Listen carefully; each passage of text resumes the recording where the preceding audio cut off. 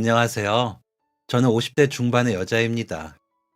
제 나이 또래 분들이 다 그러신 건 아니겠지만, 유난히 요즘 마음이 싱숭생숭하니 그러네요.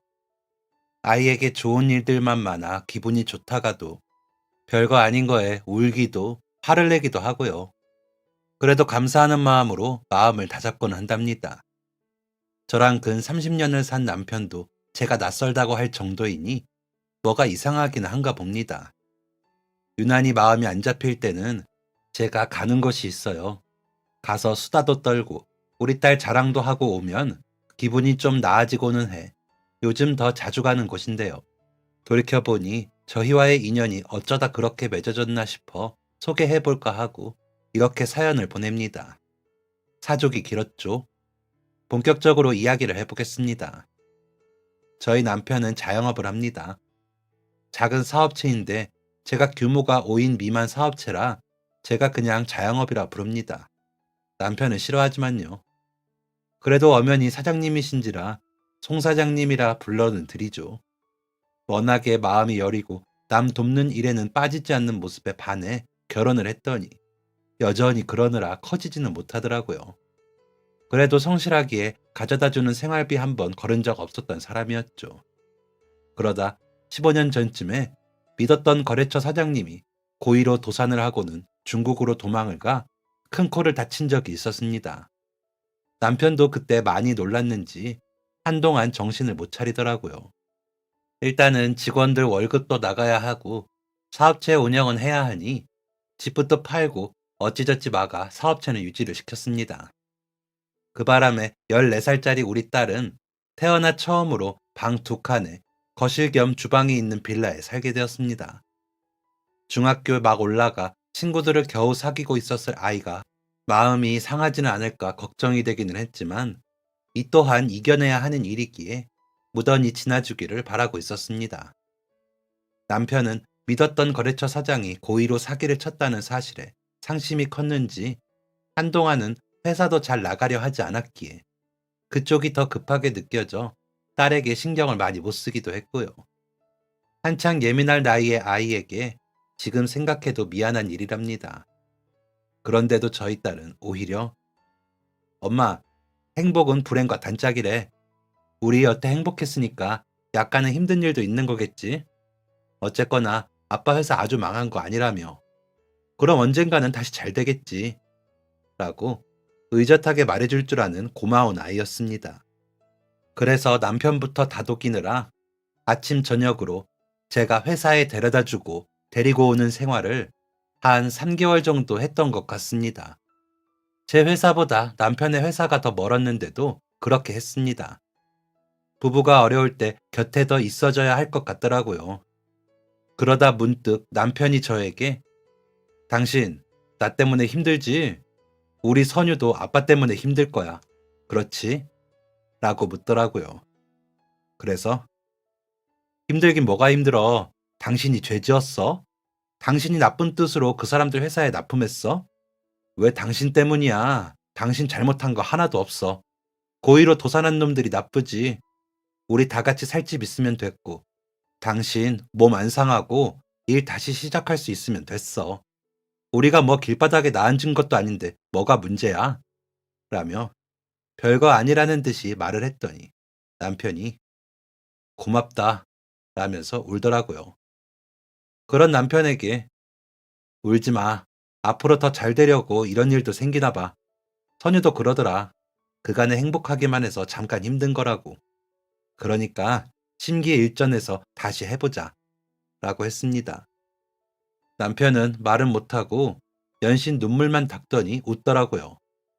그렇게 눈이 퉁퉁 부어서 집으로 들어와 괜히 딸아이한테 안아달라고 조르더니 딸이 안아주니 씩 웃고 옷 갈아입더라고요. 솔직히 힘들지 않다면 거짓말이었겠죠. 작은 사업체였어도 벌이가 괜찮았고 그 일로 남편의 회사가 떠안는 비용이 꽤 되기에 약간의 대출도 받았거든요. 하루아침에 월세집으로 밀려난 심정은 당해보지 않으면 그 고통을 모를 겁니다. 하지만 너무 처져 있는 남편 앞에서 저까지 그런 티를 내고 싶지 않았고 남편을 몰아붙이고 싶지 않았습니다. 그 물량 맞추느라 야근도 한 달 내내 하면서 고생한 남편을 현실이 고대졌다고 비난할 수는 없는 일이기도 했고요. 좋은 게 좋은 거라고 생각했죠. 그래서 저는 그 극복 방법으로 남편을 더 챙기고 수고했다 하고 웃었습니다. 웃으면 복이 온다고 했으니 그 말을 믿었죠. 종교도 없지만 세상의 모든 신들께 기도도 했습니다. 제 마음이 변하지 않게 해달라고요. 제가 더 나은 사람이 될 수 있게 해달라고도 기도하면서 어려운 시기를 이겨내보자 했죠. 우리 가족이 서로가 서로에게 힘이 될 수 있는 것만으로도 행복이라고 생각했으니까요.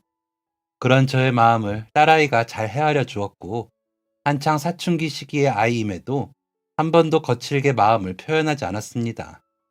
물론 불평 불만을 말하기는 했지만 굉장히 차분하게 오목조목 구체적으로 말을 하는 바람에 아이에게 미안하다 한 적도 몇 번 있었습니다. 저희 아이가 언변에 능한 재주가 있어 사람을 설득을 잘하는 아이라 그런지 자신의 마음과 불만을 잘 설명해 주더라고요. 여자아이라 더 예민한 구석이 있으니 혹시나 하는 마음에 걱정을 했었는데 너무 잘 지나준 거죠. 진짜 감사한 일이라고 생각합니다. 제 친구들도 제가 전생에 나라를 구했을 거라면서 저희 아이 칭찬을 하고는 했거든요. 제 직장 동료들도 비슷한 또래 아이들에 대해 말하다 보면 아무리 순한 아이들도 한두 번은 큰 소리가 난다고 하던데 저희 부부는 아이와 그런 적이 없었거든요. 저도 신기해서 아이에게 어떻게 그렇게 매번 마음을 잘 다스렸냐고 물어본 적이 있었습니다. 그러자 아이는 눈이 동그래지더니 엄마, 꼭 화가 소리치고 몸짓으로 쿵쾅거린다고 화가 아니잖아. 나는 나대로 다 표현했어. 엄마랑 아빠가 잘 받아주니까 대화로 잘 끝난 거지. 나는 오히려 엄마랑 아빠가 대단하다고 생각했는데? 라며 놀라워하더라고요. 제 친구들 사이에서는 또 저희가 덮어놓고 화내지 않는 부러운 엄마 아빠였답니다. 그 말을 듣고 보니 또 그런 것 같아. 그래, 앞으로도 서로 잘 이해해주자 하고 웃고 말았습니다. 그때 다시 한번 느꼈죠. 세상 모든 관계는 준 만큼 돌려받는 거구나 하고요. 하물며 부모 자식 사이에서조차 말이죠. 그럼에도 아이가 반듯하고 제 할 일에 물러서지 않고 해내는 것에는 항상 공짜로 얻은 것처럼 감사하긴 하더라고요. 그런 아이여서 그런지 학급 임원도 부지런히 하고 친구들과도 잘 지내는 것 같더라고요. 그래서 친구들 데리고 와. 온다고 이야기하면 엄마가 미리 간식이라도 만들어 놓을게. 라고 말을 했더니 엄마, 벌써 몇 명 데리고 왔었어. 이제 와서 간식해주면 먼저 왔던 애들이 서운할 것 같아. 하던 대로 내가 라면이나 끓여줄게. 마음은 고마워요. 라고 하더라고요. 남편은 겨우 정신을 차리고 회사 일에 매달렸지만 한 번 구멍이 난 손실은 쉽게 메워지지 않더라고요. 집에 생활비는 못 가져왔고 직원들 월급을 주려니 겨우 맞추거나 대출을 더 받는 일도 생기고요.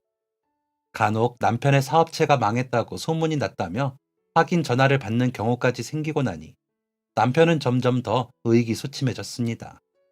가끔 다들 자는데 불도 켜지 않고 술을 마시는 것 같더라고요. 일부러 그런 때는 나서서 아는 체 하진 않았습니다. 남편도 혼자 마음을 추스를 시간이 필요한 것 같아서요. 착하고 유순한 사람이지만 밝고 긍정적인 사람이기도 했기에 잘 이겨낼 거라 믿고 있기도 했죠. 그런데도 가끔은 불안한 마음이 불쑥불쑥 튀어나와 걱정이 되기는 했지만 제가 조바심을 낼수록 남편이 더 힘들어질 것 같아 일부러 참으며 아는 체를 안 했습니다. 결혼 생활 10년 만에 처음으로 산 집을 몇 년 만에 팔고 이사를 한 것도 모자라 빚이 늘었으니 그것만으로도 남편은 지옥을 살았을 겁니다. 그것도 모자라 사업체 매출은 점점 줄고 불안한 상황이 이어지니 그 기간이 길지 않아도 마음이 많이 쓰였겠죠. 게다가 소문도 안 좋게 나고요. 실제로 일부러 도산을 낸 그 회사와 거래하던 작은 사업체들이 줄줄이 폐업을 했다는 소식이 들리다 보니 남편은 두렵기도 했을 겁니다. 그리고 사기를 친 사람이 중국 어디에서 호화로운 생활을 이어가며 잘 살고 있다는 말을 들었을 때는 너무 괴로웠겠죠. 할 수만 있다면 직접 잡으러 가고 싶을 정도로 괴로웠을 겁니다. 그런데 그 사기꾼을 잡는 것보다 당장의 문제들을 해결하는 게 먼저였기에 속상했겠죠. 그런 상황이 이어지니 자연히 더 힘이 들었겠죠. 그런 남편이 마음을 쓸까 싶어 제가 받은 월급으로 빠듯이 생활을 하면서도 빚 지고 있지 않으니 괜찮다고 하고는 맞춰 살았습니다. 아이는 유행하는 바람막이 하나 사주지 못했는데도 별말 없이 지내주더라고요. 그런 아이였기에 자연히 눈치가 보였습니다. 많이 비싼 옷도 아니었는데 전처럼 사주지 못하니까요. 아이가 작아서 팔이 짧은 외투를 아무렇지 않게 걸치고 웃으며 학교에 가는 모습이 그렇게 짠하더라고요. 그런데도 입 밖으로 말은 못하고 그저 눈치만 보았죠. 그렇게 생활을 유지하고 남편 추스르고 아이 눈치 보느라 정신이 없어 이사 간 지 3개월이 지나도록 이웃에 누가 사는지 무슨 일이 있는지는 잘 모르고 지냈습니다. 간혹 마주치는 이웃들의 얼굴도 제대로 보지 못하고 인사만 했습니다. 말 그대로 제 문제만으로 머리가 터질 것 같아 다른 일에 신경을 쓸 수가 없더라고요. 누가 뭐라 하지도 않는데 혼자서 그렇게 남편과 아이의 눈치를 보면서 진이 다 빠진 것이었습니다. 남편과 아이는 또 그런 저의 눈치를 보았겠죠. 그렇게 서로가 불안하던 시절이었던 것 같습니다. 처음에 이사하고 3개월 정도는요. 그러던 어느 날 집에 들어섰는데 식탁 위에 수세미가 3개 가지런히 놓여 있더라고요. 알록달록 예쁜 색실로 뜬 수세미는 꽃 모양도 있고 딸기 모양도 있고 스마일 모양도 있더라고요. 그래서 어머, 이거 뭐야? 우리 딸이 엄마 선물로 주는 거야? 라고 물으니 딸이 막 웃으면서 치, 누가 선물을 수세미로 해? 육교 위에서 할머니가 직접 뜨신 거라고 파시기에 샀어. 다 팔고 그것만 남아서 남은 것만 팔면 집에 들어가시겠더라고. 2,000원에 3개라 그러셔서 샀어. 다리를 좀 저시기에 정리하는 것 도와드리고 계단 내려가는 것만 도와드리려고 했는데 방향이 같아서 여쭤보니까 우리 옆집 사시더라. 할머니가 웃는 얼굴이 너무 좋으셔. 꼭 만화에 나오는 인심 좋은 할머니 같아. 앞으로 만나면 인사해야겠어. 엄마, 할머니 본 적 있어? 라고 하더군요. 그래서 아니, 그러고 보니 한 번을 못 뵀네. 라고 하면서 제 아빠 닮아 어려운 사람을 못 지나치는구나 싶어 웃음이 나더라고요. 할머니 도와드린 거는 너무 잘했네. 우리 딸이 엄마보다 낫다. 하며 칭찬해주고 그렇게 지나쳤습니다. 그러고는 저는 저대로 사느라 바빠 잊어버렸죠. 여전히 남편 출근길이며 퇴근길을 챙기기도 했고 집으로 돌아와 식사 준비를 하느라 정신이 없었으니까요. 저와는 오고 가는 시간이 안 맞는지 저는 그 후로도 한동안 할머니를 뵙지 못했습니다. 아이는 종종 할머니와 육교 위에서 있었던 일들을 말했기에 말로만 건너듣기만 했죠. 아이는 할머니와 무슨 일이 있었는지 제법 구체적으로 말을 하곤 했거든요. 할머니는 장사를 마치고 돌아간 집에서 하루 종일 손뜨개만 하신다고 하더라. 솜씨가 너무 좋으셔서 곁에 앉아 손뜨개 하시는 걸 보면 시간 가는 줄도 모른다는 이야기도 했습니다. 일부러 찾아가긴 뭐하고 마주치는 날만을 기다리며 현관을 오고 갈 때마다 마주선 옆집의 문을 바라보곤 했지만 좀처럼 할머니와 마주치지는 못했습니다. 그러다 주말에 쓰레기 버리고 집으로 돌아오는 길에 현관문 앞에서 옆집 할머니와 마주치게 되었습니다. 안녕하세요. 선유 엄마죠? 라며 아는 체를 하시는데 아이 말대로 인상이 좋으시더라고요. 네, 안녕하세요. 이제야 뵙네요. 아이가 육교에서 만났다고 말하더라고요.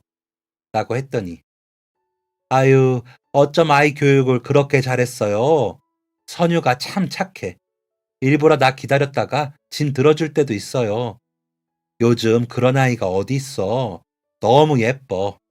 아이 엄마가 잘 가르쳐서 그러지. 라고 하시더라고요. 그래서 아이가 워낙 착해요. 저도 그 덕에 잘 지내고 있고요. 예쁘게 봐주셔서 감사합니다. 라고 답을 했습니다. 그러자 다시 인상 좋게 웃으시더니 내가 걷는 게 불편한 걸 알고는 도와주느라 일부러 육교에 같이 있을 때가 있어요. 내가 일부러 그래서 일찍 정리하고 들어올 때도 있는데 나도 팔아야 생활을 하니까 조금 지체하면 선유가 와서 기다려줘요. 너무 고마워. 내가 수세미라도 더 주고 싶은데 받지도 않고 맨날 됐대. 라며 제 손에 가방에서 꺼낸 수세미 몇 개를 쥐어주셨습니다. 그러시더니 이거 아기 엄마가 받아줘요. 내가 그래야 마음이 편할 것 같아. 응? 이라고 하시면서 내가 겨울에는 목도리랑 장갑도 떠서 팔아요. 모자도 하고 내가 올해는 우리 선유 걸 제일 먼저 떠서 선물할 거예요. 라며 환히 웃으시는데 너무 감사하더라고요. 그래도 수세미를 너무 많이 주신 것 같아. 저번에 아이가 사온 것도 아직 있어요. 이건 너무 많아요. 라며 사양을 했더니 이거 안 받아주면 다시는 선유 내 곁에 못 오게 할 거예요. 아무리 나이가 들어도 나도 염치라는 게 있는데 손 부끄럽게 하지 말고 받아줘요. 라고 하시기에 어쩔 수 없이 수세미를 받아들었습니다. 그 후로도 자주는 아니었지만 마주치면 저와 인사를 나눴고 아이는 그저 별 티도 내지 않고 할머니를 돕는 것 같더라고요. 아이가 좋다고 하기에 저도 별 말을 하지 않았습니다.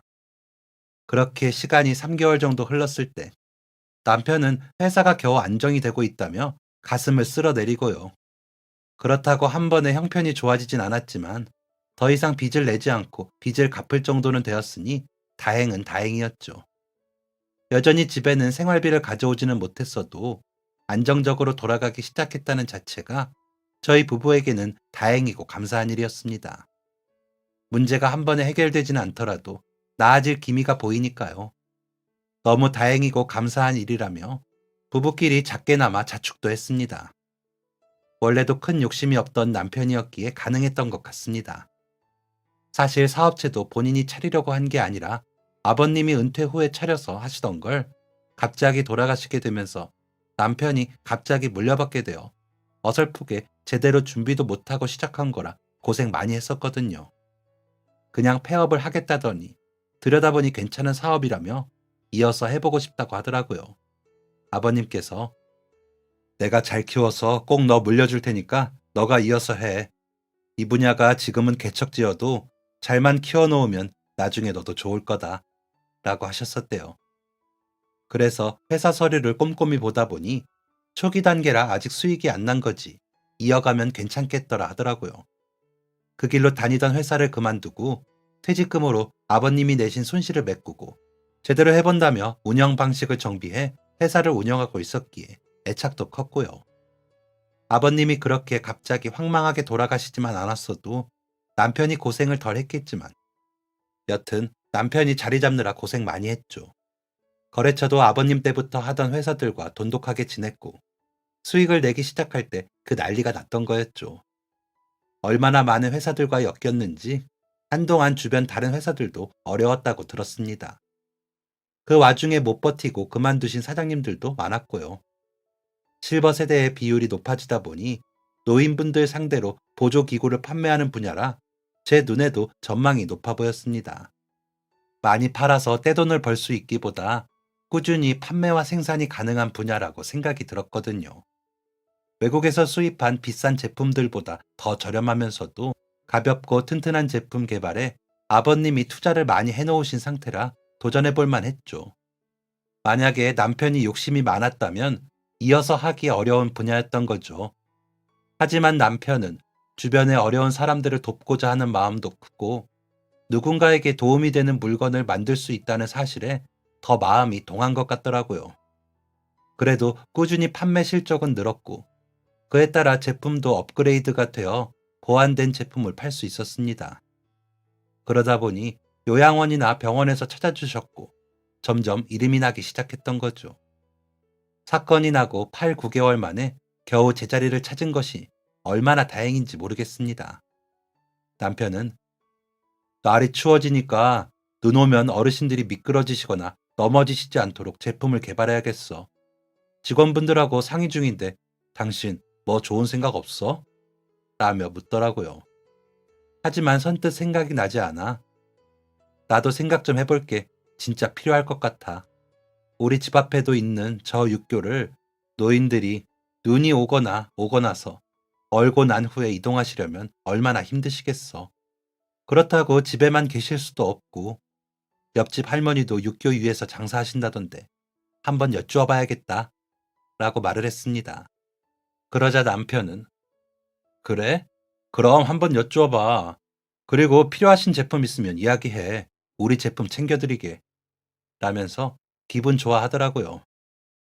실망하고 힘들어하던 모습에서 벗어난 남편의 모습에서 전처럼 활기를 찾아가는 모습이 너무 보기 좋았습니다. 그래서 자주 마주치지는 못하는 할머니께 여쭈어 보겠다고 큰 소리를 쳤죠. 그런데 그날 딸아이가 집으로 오더니 엄마, 오늘은 할머니가 안 나오셨더라고. 어제 그런 얘기 없으셨는데. 라고 하기에 어디 가셨나 보다. 갑자기 가셨거나 선유한테 말하기 쑥스러우셨던 거 아닐까? 하고 답을 하고는 별일 아니겠지 싶었습니다. 그래서 혹시 내일 할머니 만나면 이동하실 때 보조하는 기구들의 어떤 점들이 불편한지 아니면 겨울철 눈이 오거나 그 후에 어떤 부분이 있는지 여쭤봐 줄래? 엄마보다는 선유가 더 많이 마주치니까 하고 아이에게 역할을 맡기기까지 했습니다.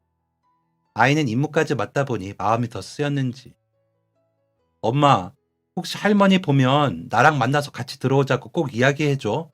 그래야 나도 그런 거 여쭤보지. 라고 하더니 학교에 가더라고요. 그래서 저도 출근을 하며 옆집에 무슨 소리가 나나 싶어 귀를 기울여 봤지만 아무 소리 안 들려 어디 가셨나 하며 출근을 했습니다. 그날 저녁 퇴근해 집으로 와보니 엄마, 아무래도 할머니 무슨 일 있으신가 봐. 오늘도 육교에 안 계셔서 집을 두드렸는데 아무 소리도 안 나는 거야. 몸이 안 좋으셔서 못 일어나신 것 같아. 어떻게 옆집 문을 열고 들어갈 방법이 없을까? 라며 아이가 어쩔 줄 몰라 하더라고요. 그도 그럴 것이 아이에게 들어보니 할머니가 가족분들이 안 계시다고 하더라고요. 결혼을 하시긴 하셨는데 아이를 낳기도 전에 남편분과 헤어지셔서 친정으로 돌아가 사시다가 친정 부모님 돌아가시고 형제들 흩어지고 하다 보니 혼자였다고 하신 걸 저에게도 아이가 전에 이야기했었거든요. 그래서 아이는 더 걱정이 된다며 발을 동동 구르는 상황이었고요.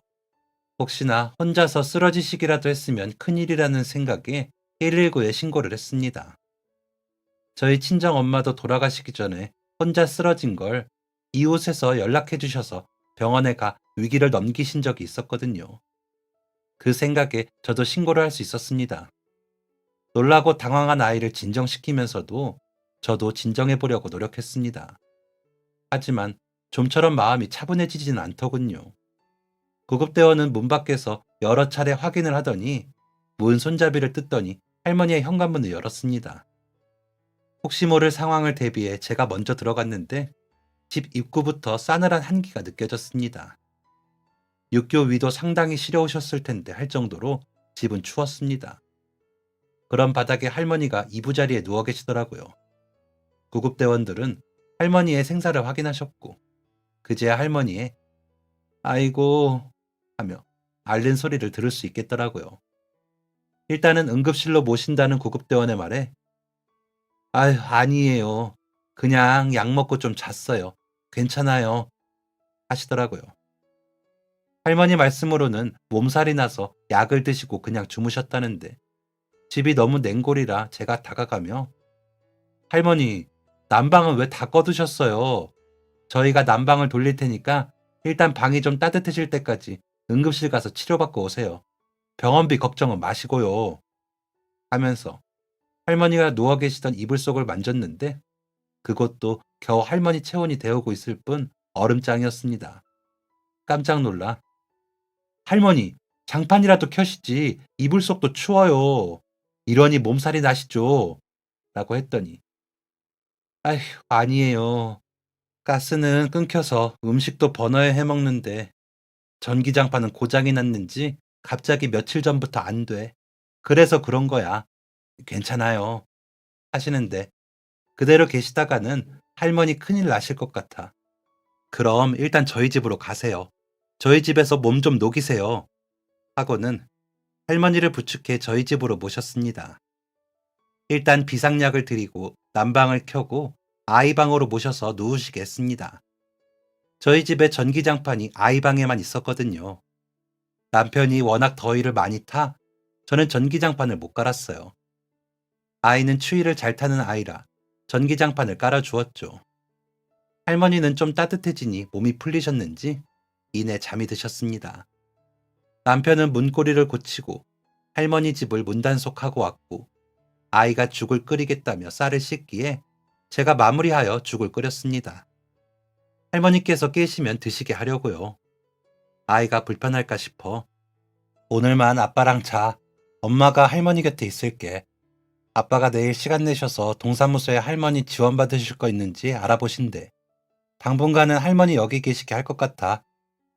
라고 했더니 고개를 끄덕이면서 엄마, 그런데 전기장판이 얼마나 해? 라고 묻더군요. 그래서 가격대야 다양하지.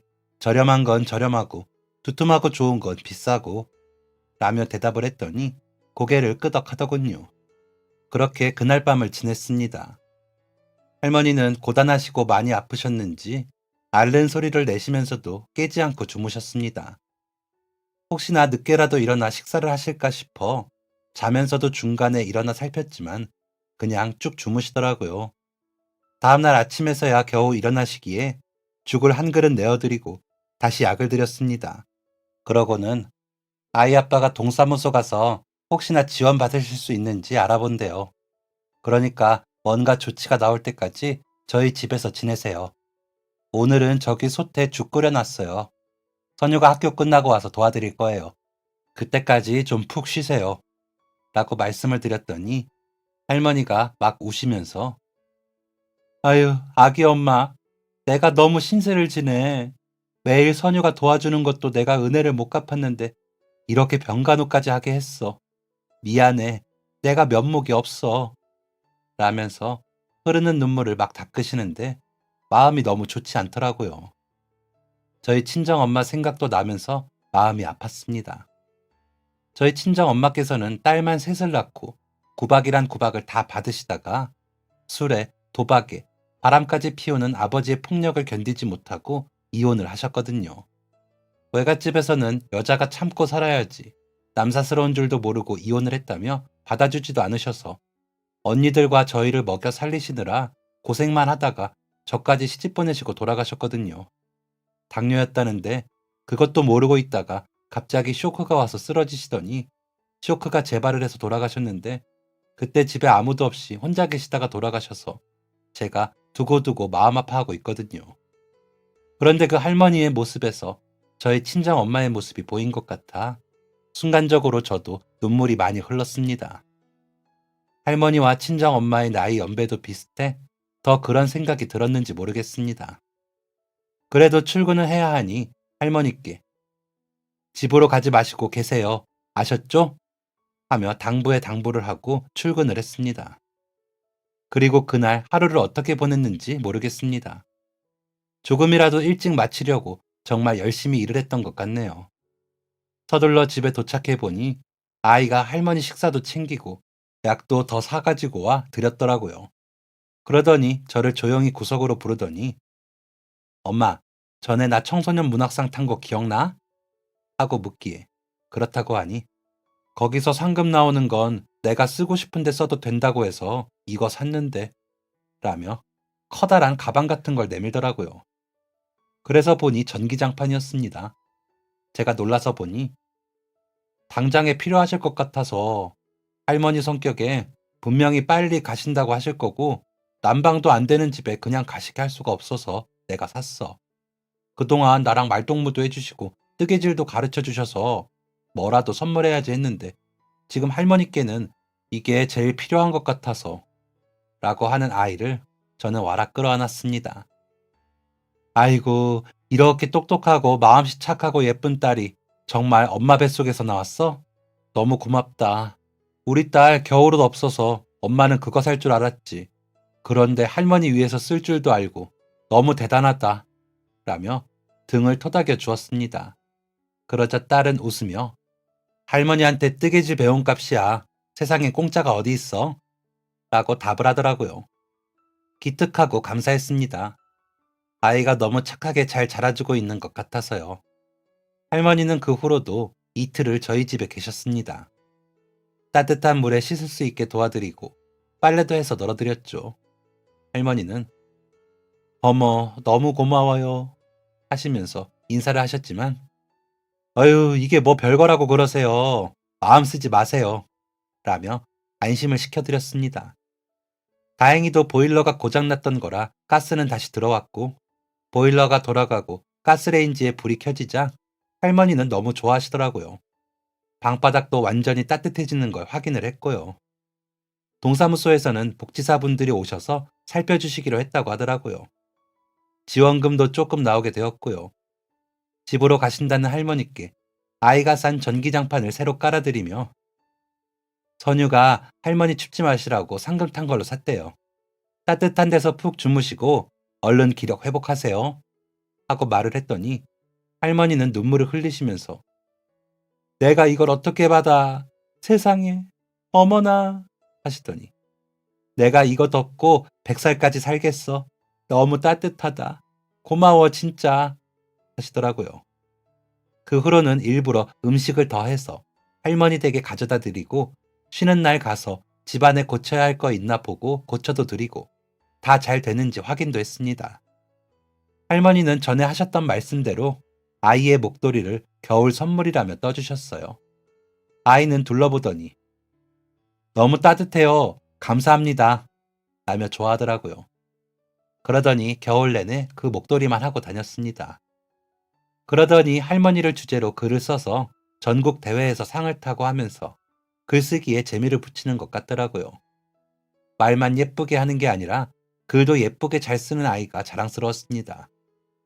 할머니는 아이가 상을 탈 때마다 모자, 장갑, 머리핀, 머리끈 등등 여러 가지를 직접 손뜨개로 만들어 주셨습니다. 아이는 그 선물을 봄을 모시듯이 하면서 소중히 간직하더라고요. 계절에 상관없이 할 수 있는 것들은 계속 지니고 다니기도 하고요. 친가, 외가 다 할머니가 안 계시다 보니 할머니 정을 모르고 자랐는데 그렇게라도 채울 수 있는 것 같아 다행이라는 생각이 들었습니다. 그렇게 할머니와는 계속 왕래를 하며 한 식구처럼 지냈습니다. 남편이 제작 판매하는 제품들을 할머니께 시범용이라고 드리고 개선점에 대해 듣기도 하고요. 그 덕인지 할머니는 육교 오르내리시는 게 좀 더 편해지셨다면서 좋아하시기도 했습니다. 걷는 양도 늘어 운동량도 늘었다면서 좋아하시더라고요. 남편은 할머니 덕분에 제품 개발에 도움이 된다며 좋아했고요. 그렇게 지내다 보니 저희는 형편이 좋아지게 되었고 아이가 수능이 끝나고 대학에 입학하는 대로 이사를 가기로 했습니다. 저희가 살던 빌라가 재개발 지역이 돼서 더 이상 살고 싶어도 못 살게 되기도 했고요. 할머니는 정부에서 독거 노인에 대해 지원해주는 월세 지원 프로그램의 도움을 받아 사시던 동네에서 머지않은 곳에 이사를 가시게 되었고요. 저희와 가까이 계시면 좋은데 그것까지는 저희가 역량 부족이라 아쉬웠지만 자주 찾아뵙기로 약속을 했습니다. 마음이 안 좋아하는 저희 가족에게 밝게 웃어 보이시며 걱정 마. 나한테는 이 전기장판이 있잖아. 이것만 있으면 나는 100살까지 산다니까. 여태 혼자 잘 살다가 감사하게도 선윤을 만난 거지. 내 보기에 이게 무슨 호사인지 몰라. 몇 년을 그렇게 신세졌으면 됐어. 라고 하시더라고요. 아이는 할머니와 멀어지는 것에 제일 속상해했습니다. 정말 정이 많이 들었으니까요. 할머니가 고민을 털어놓으면 그렇게 잘 들어주셔서 저와 아이의 대나무숲 같으셨거든요. 아이는 그런 와중에도 수능을 봐야 하니 마음을 다잡고 마지막까지 최선을 다했습니다. 그간 받은 상으로 원하는 대학에 갈 수 있을 것 같기는 한데 수능을 못 보면 다 허사라며 마음을 졸이더라고요. 드디어 수능날 아이에게 너무 긴장하지 말고 침착하게 잘 봐. 최선을 다했으면 그것만으로 된 거지. 라고 했더니 고개는 끄덕이는데 표정은 멍하더라고요. 그리고 문을 나서는데 할머니가 나와 계시더라고요. 그러더니 아이 손에 직접 뜬 장갑을 끼워주시면서 시험 잘 보고 와. 우리 선유는 잘할 거야. 그렇지? 하시니 아이는 밝게 웃어 보이더니 너무 따뜻하겠어요. 손 다 풀려서 시험 잘 보겠다. 더라고요. 아무래도 할머니를 안심시켜 드리려고 그랬겠죠. 모두가 정신없이 서두르느라 그 장갑을 껴보지도 못하고 그렇게 할머니와 인사를 하고 남편과 저, 아이는 수능 고사장으로 향했습니다. 가는 차 안에서 저희는 아무도 어떤 말도 하지 못했죠. 그런데 아이가 갑자기 "어?" 하는 겁니다. 그래서 "왜? 뭐 두고 왔어?" 라고 물으니 "엄마, 이거 돈이지?" 하면서 펼쳐 보이는데 100만 원짜리 수표가 3장이 돌돌 말려 장갑 속에 있었던 거죠. 저희 식구는 할머니가 깜빡하고 넣어 놓으시고는 잊어버리셨나 보다 하면서 돌려드리자고 했습니다. 그래서 아이에게 그 돈을 받아 다시 집으로 가서 할머니 댁 현관을 두드렸습니다. "할머니, 이게 아이 장갑에서 나왔어요. 이런 거 잃어버리시면 어떻게 해요?" 라며 내밀었더니 할머니는 그 돈을 다시 제 쪽으로 미시더니 "이거 선유 등록금에 보태. 이사하고 하면 빠듯할 거 아니야? 내가 그동안 그 집 덕을 그렇게 봤는데 이 정도는 하고 싶어. 나 진짜 열심히 모았다. 그러니까 제발 거절하지 말고 받아줘. 안 그러면 너무 내가 처량할 것 같아." 라고 하시는 겁니다.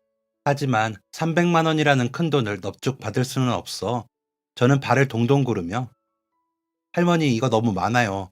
이러시면 제가 뭐 바라는 사람 같잖아요." 라고 했더니 "그런 거 아닌 거 세상 사람들이 다 알아. 아무것도 없는 노인네 이렇게 들여다봐주는 이웃이 어딨어. 돈 300이 아니라 3천을 바래도 그건 못해. 그러니까 제발 내 손 부끄럽게 하지 말고 넣어놔. 나도 체면 좀 서자." 하시기에 그 돈을 받았습니다. 시험을 마치고 집으로 돌아온 아이에게 전달하면서 "이건 선유가 가지고 있다가 등록금 내자. 할머니가 너무 그렇게 하고 싶으시대." 라며 아까의 일을 이야기했더니 조용히 눈물만 흘리더라고요. 그러더니 벌떡 일어나 할머니 댁으로 가더니 "할머니, 할머니 맛있는 거 드시고 병원에나 좀 가시지. 제 등록금은 뭐하러 챙기세요. 저는 이제부터 아르바이트도 하고 할 건데." 라며 울먹이며 떼를 부리더라고요. 할머니는 그런 저희 아이를 부드러운 눈빛으로 보시더니 "이렇게 예쁜 아이와 인연이 닿았는데 뭐라도 하고 싶어서 그러지. 선유야, 너는 진짜 좋은 아이야. 이 할미는 선유가 세상을 빛낼 아이라고 생각해. 그 발걸음에 조금이라도 보태면 나중에 내가 복을 받을 것 같아. 그러니까 사양하지 말고 받아줘." 라고 하시더라고요. 아이는 그런 할머니를 부둥켜 안더니 엉엉 울더라고요. 그 눈물은 할머니가 아끼며 고생하셨을 걸 알기에 흘리는 눈물이라는 걸 저 역시도 알아서 저도 또 눈물이 나고요. 정부 보조금 조금에 뜨개질로 한 땀 한 땀 만든 물건들을 매일같이 노점에서 팔아서 먹을 건 못 드시고 아프신 것 참아가며 만드신 귀한 돈이라는 걸 우리는 모두 알았기에 더 값지고 고귀했습니다. 마음 같아서는 돌려드리고 싶었지만 그렇게 하시는 할머니의 마음을 알았기에 함부로 하지도 못했고요. 그래서 앞으로 받은 것보다 더 잘해드리자는 생각을 했죠. 비록 멀리 이사를 가게 되었지만 그래도 자주 오고 가며 챙기자고요. 아이는 할머니가 주신 등록금 덕분인지 본인이 바라던 대학에 바라던 과에 입학하게 되었습니다. 그리고 저희는 이사를 했고 할머니도 이사를 하셨죠. 그러고는 지금까지 할머니와 왕래를 하고 있습니다. 바로 옆집에 살 때만큼 오고 가지는 못하지만 일주일에 한두 번씩은 할머니 댁으로 가고 있습니다. 할머니가 병원에 가시거나 장 보러 가실 때 혼자 못 가시니 저희가 꼭 동행하고 비용도 지불할 때가 많고요. 여전히 신세 지는 걸 힘들어 하셔서 온전히 저희가 하게는 두고 보지 않으시더라고요. 할머니는 작년 가을까지만 해도 계속 손뜨개로 만든 수세미와 목도리, 모자, 장갑을 떠서 파셨지만 겨우 내 몸이 약해지시더니 요즘은 자주 나가지도 못하시더라고요. 저나 아이가 가서 산책을 도와드리고는 있는데 점점 걸으시는 거리가 적어지네요.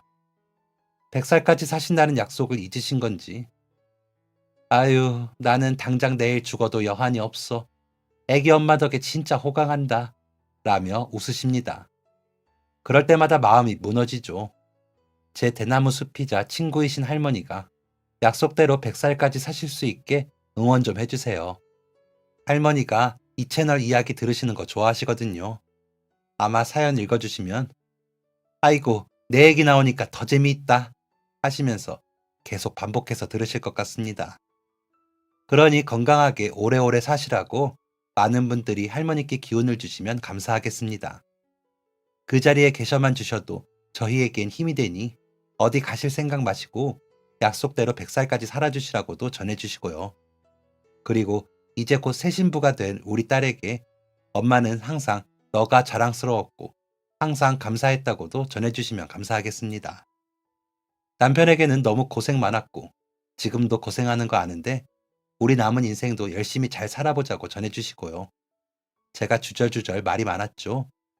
여러분들도 가까운 이웃부터 보살피는 것을 시작으로 주변을 돌아보시는 게 어떨까요? 앞서 사연 속에서도 이야기했지만 세상에 공짜는 없고 제가 베푼 만큼 다시 돌아오더라고요. 그게 인생이라고 하더라고요. 할머니도 젊을 때 친정 식구들 돌보기만 하시다 혼자 되셔서 아무도 없다 싶으셨는데 갑자기 저희가 나타나더래요. 그런 거 보면 복이 되돌아온다는 말이 정말 맞는 것 같습니다.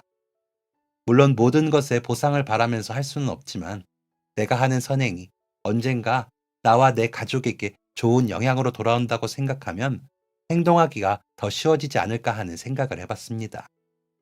남편과 저는 좀 더 많은 분들을 돕고 싶어 독거노인 분들에게 저희 제품을 무상으로 나눠드리고 있고요.